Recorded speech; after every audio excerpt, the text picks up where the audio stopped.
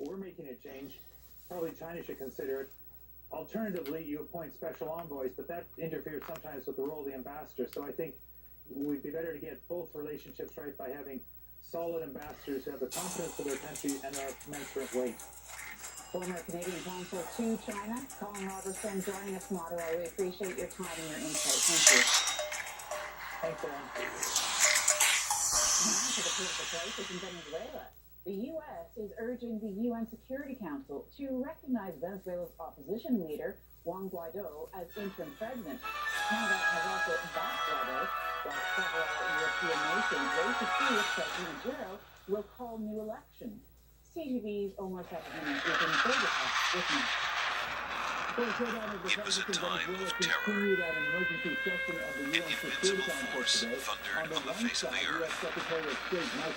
A superstructure was the only defense, so strong it could survive a nuclear blast. So powerful, its electronic eyes reached 23,000 miles into space. 1.5 million pounds of dynamite ripped 23,000 truckloads of solid granite from the heart of a Rocky Mountain to create an underground fortress of unprecedented size. Come inside this citadel, hidden deep within the earth, where high-tech sentinels guard America against annihilation. This is the secret world of NORAD. Within 8 days. Now, as far as the migrant section, millions of the 3 million Venezuelan migrants living in this country, Colombia, their elections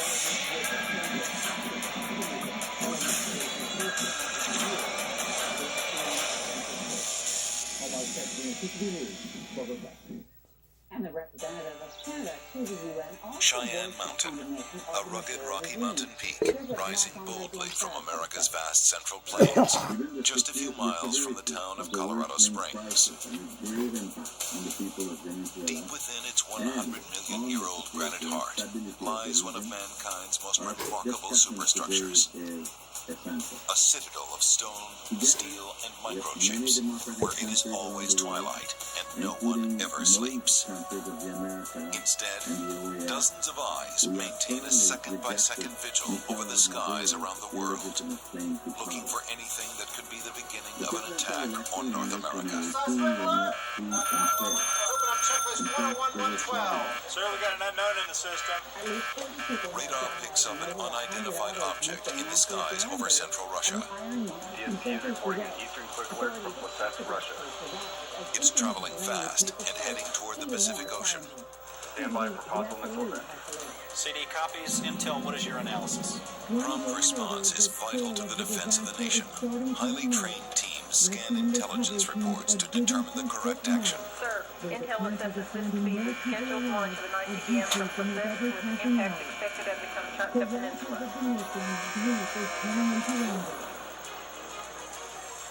And Intel assesses this as troop training. Though it's a scenario that is played out hundreds of times, the men and women on duty here know that a moment like this could be the one that puts them to the ultimate test. NORAD U.S. Space Complete recommend we terminate this conference. This is the headquarters of the North American Aerospace Defense Command, NORAD. Members of the United States Army, Navy, Air Force, Marine Corps, and the Canadian Armed Forces staff the NORAD operation centers. They work under the cover of a superstructure whose design and construction are as incredible as its high-tech capabilities. In a virtual world of computers, remote sensors, and speed-of-light telecommunications, they stand watch over the North American continent, perpetually devouring instantaneous data transmissions from a vast network of sensors on land, at sea, and in space. NORAD's I eyes could can script not only see the anybody entire here. surface of the Earth, they also gaze 22,500 miles up into the heavens, where they intently probe 27 trillion cubic miles of aerospace. From the smallest civilian airplane to the most sophisticated military satellite, nothing escapes them.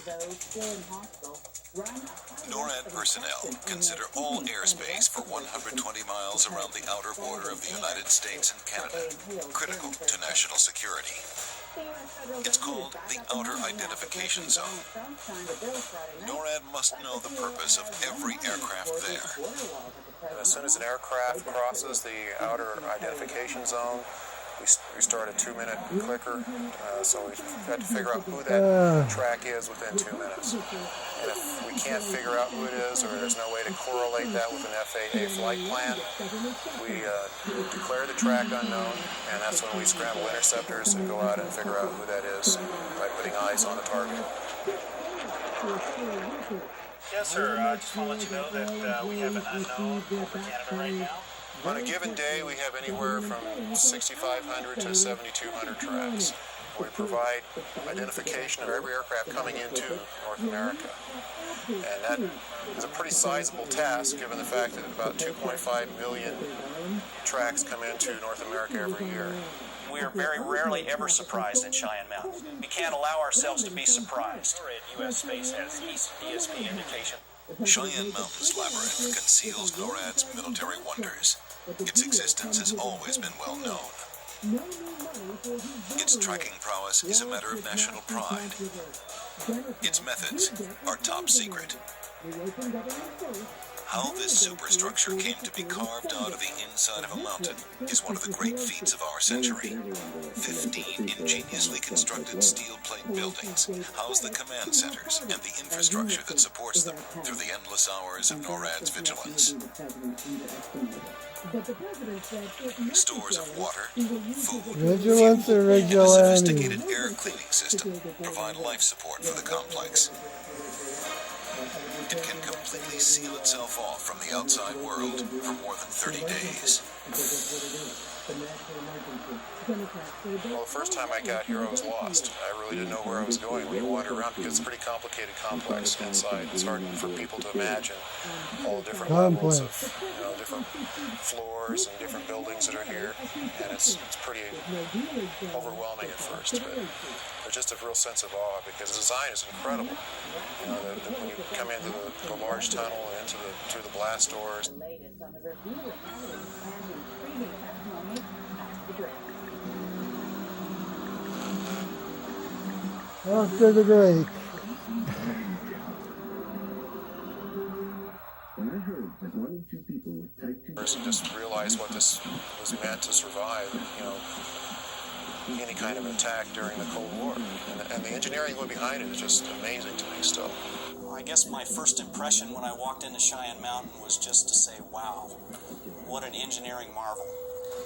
Even though it was constructed over 30 years ago, I continue to be amazed at the technology resonant within the mountain. Getting all this technology inside a mountain was one of the 20th century's toughest engineering challenges.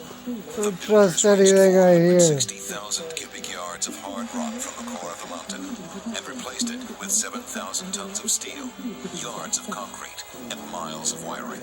What drove men to hollow out a mountain and build this amazing superstructure? It was fear. In the 1940s and 50s, mankind unleashed the power of the stars on the face of the planet. Nuclear weapons darkened America's post-war optimism with fears of Armageddon. Could anything survive this unparalleled destructive force?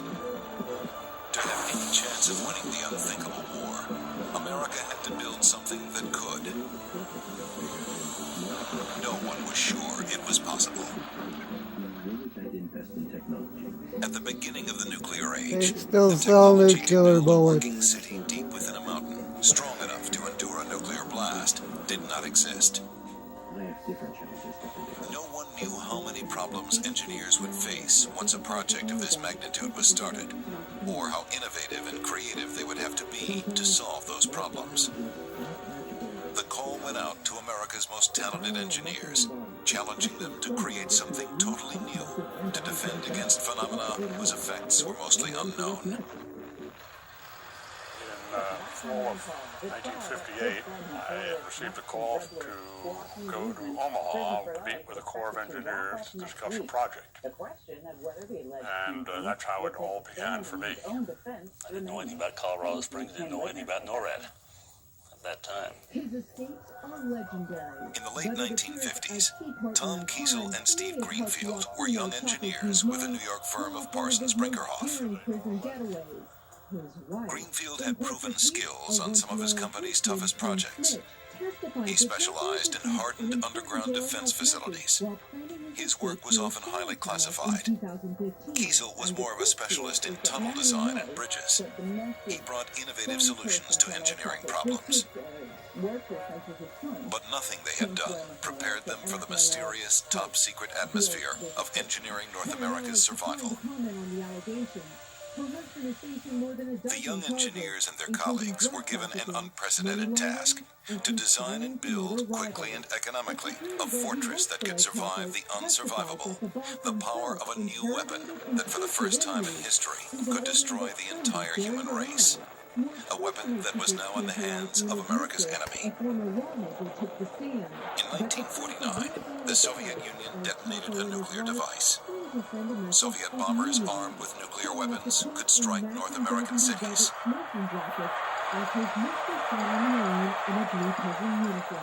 The nuclear superpowers settled into what they called Cold War, a permanent confrontation that could instantly turn hot. When I was in the regular military, we had very regular military training for the future war against America. Colonel Stanislav Lunev is the highest-ranking Russian military intelligence officer ever to defect. He is currently in the Federal Witness Protection Program. And I didn't know any other life than to live inside Cold War. We consider all this peacetime as some kind of break, which we have to train ourselves for the future war. Only break, peace break, that's all.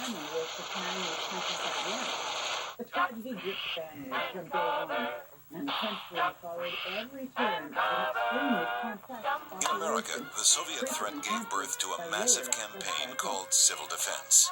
You know how bad sunburn can feel. The atomic bomb flash could burn you worse than a terrible sunburn.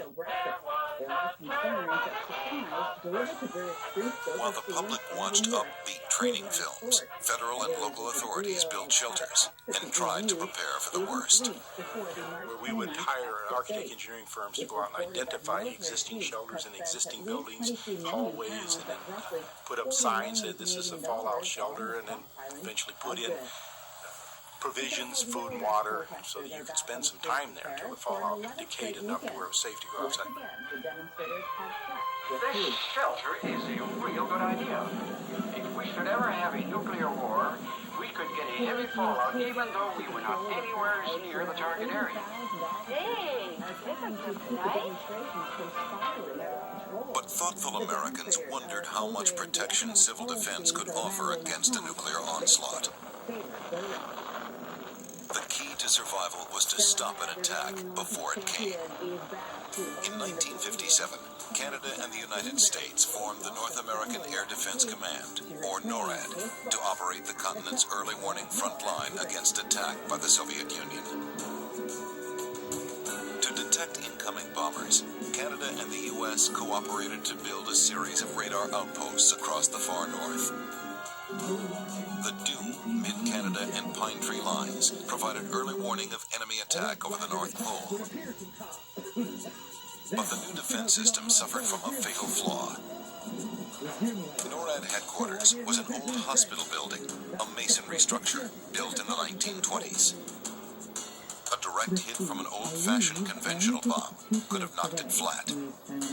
A nuclear attack would have turned it to dust. In 1956, the Continental Air Defense Commander reported that a man with a bazooka passing in a car could put the establishment out of commission. To fight its Cold War with Russia, America had to build something previously unimagined. A hardened command center that could survive the devastating power of an atomic bomb. The daunting challenge for military engineers was how and where such a... Cialis, ask for it by name.